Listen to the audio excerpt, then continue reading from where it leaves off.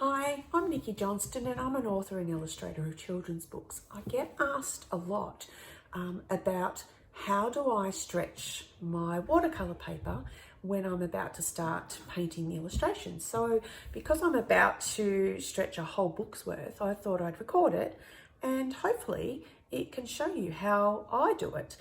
By no means is it the only way or the best way, but it's the way I do it and it works for all the artwork that I do. Hope it helps. So these are the things that I use. I have a couple of cloths, a towel, and I have a bowl of water with just a sponge in it. So you can see there's water in there and I have the sponge sitting in there like that. Of course, the other great thing that I have are these boards. These boards here I've made out of plywood, marine ply, and then I've coated lacquer over the top. And this is what I use to stretch my paper on. So my watercolour paper that I've previously got my artwork drawn on there. And what I would simply do is I'm going to place, so these ones are square ones, so I'm going to place two at the one on the one board, or for my other double spreads, I will place down like this, and this is how the watercolour sheets will actually end up once they're stretched. This is the tape I use, so it's a gum tape. So on one side it's got the sticky and on the other side it's the paper. And what I do prior to stretching is I work out the length that I'm going to need.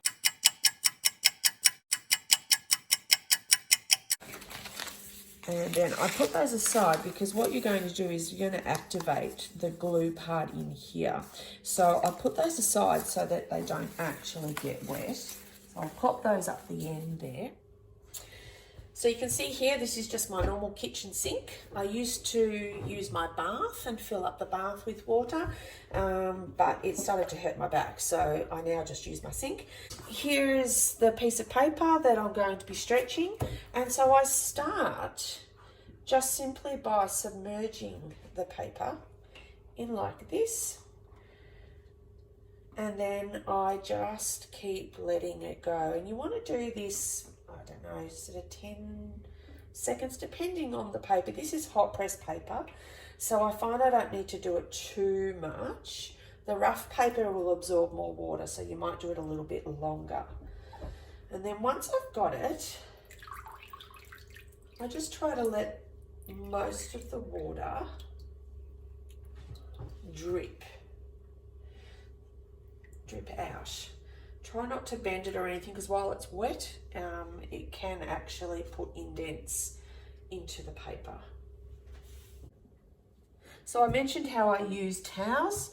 This is just my kitchen bench. I've just got a towel down, so I'm going to place the wet paper straight onto the towel. And with my second towel, I'm going to put it over the top and dry off, making sure that there's no creases in the towel, because that again, while the paper's soft, can actually mark or put dents into the paper. So I'm just drying it off, and then from there I'm going to put it onto my board where I want to stretch it. Just push that back so you can see. Now with my bowl of water, this is how I activate the gummed paper that we used before. Well, you saw me cut up the strips before. So with the sticky side, the gum side down, you're going to push it through, pressing on the sponge like that, and then you place it down nice and straight and smooth on the board. Now this is where I use other rags. It can be tea towels. These are old nappies from when I had my children in nappies. Yes, I still keep them because they are usable for everything. So I do that side, and then the other side, I'll just see where you can see it. I don't normally do it over the top here, but just so you can see. And activate. I try not to activate too much. You just want it to go sticky, so that it sticks to the board and holds the paper. And again, get off any excess water there is. And now for the long pieces, you want to have everything prepared before you start, because you don't want the paper to start buckling before you've stuck it down. So this is kind of the quick bit.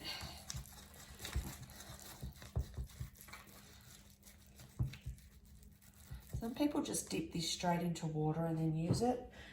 It's just how I do it, because you can kind of control how much water goes on the gummed paper. Now, I'm not saying this is the only way to do it, because it really is up to you. This is just how I do it, and it works for me. Okay, and then the last one. Again, and as you use the water, you'll need to fill up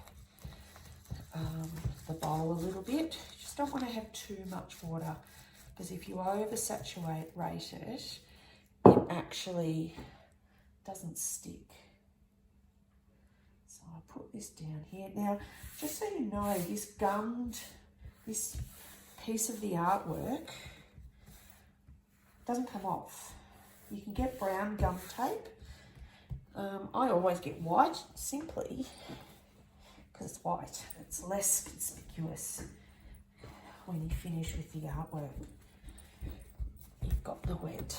And then what I do with that board is I will go and place it, usually on my couch, somewhere where it's flat and that can dry. So here's one spread.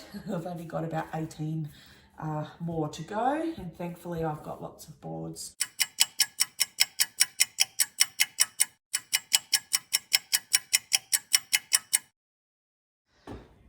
Okay, so I have just finished the last one, and I thought I'd show you how it fills up my whole house. So what I'm doing here is keeping them as flat as possible, so that it doesn't buckle. And you can see here on this one, you can see that there are some buckles, and what happens is that will stretch and go flat once it dries.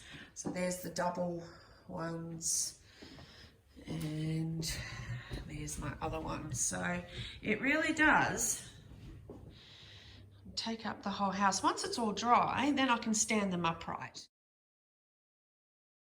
So that's it. That's how I stretch my watercolour paper. I hope that you've enjoyed watching, and maybe have even learned something new. Thanks for watching.